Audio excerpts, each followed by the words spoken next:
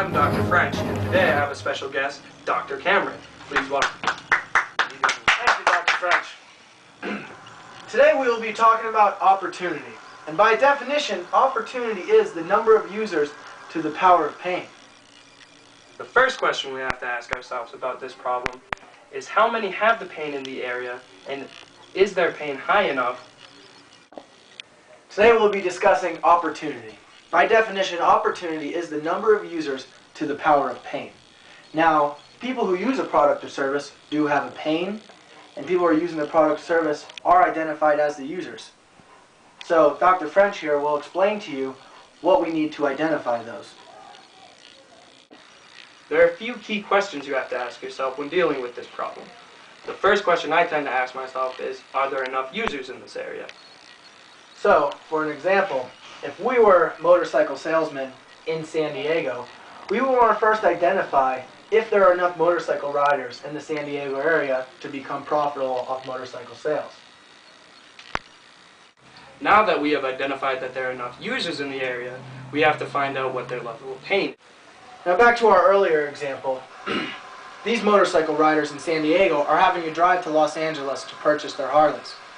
However, is that pain for their drive high enough for us to put a dealership in San Diego? Now that we have addressed both of those questions, we need to combine them to determine the level of opportunity.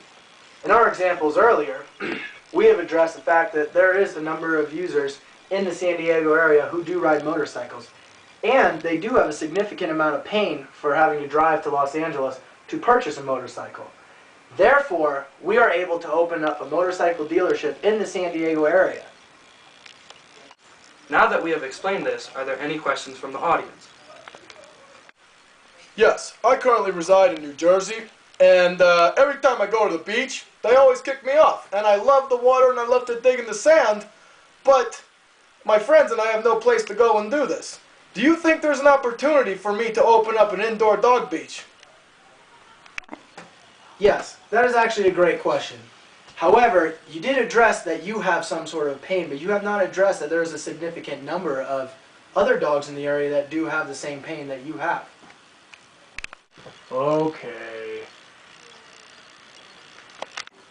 Good question. Do we have any more from the audience?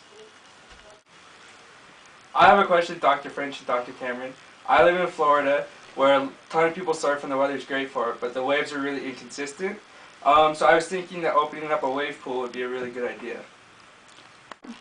That is a very good question and a great example. You've clearly shown that the number of users is substantial and that they all have a certain amount of pain. The question you have to ask yourself is the pain high enough to make all the users want to pay for a wave pool, which isn't really the surfing crowd style. But that's still a great example.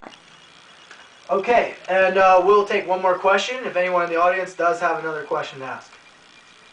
First, I just want to let you know that I really love your show, and I'm a new entrepreneur, so... Okay, my question.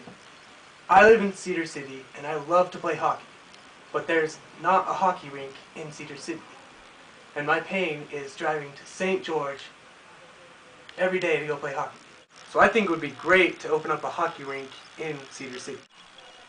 Yes, all very great questions. However, what you have identified is this significant amount of pain for Cedar City not having an ice skating rink.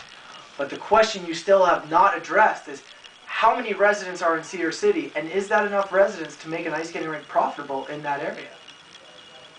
And that will do it for our show today. Thank you for watching Entrepreneurship 101, and we will hope to see you next time.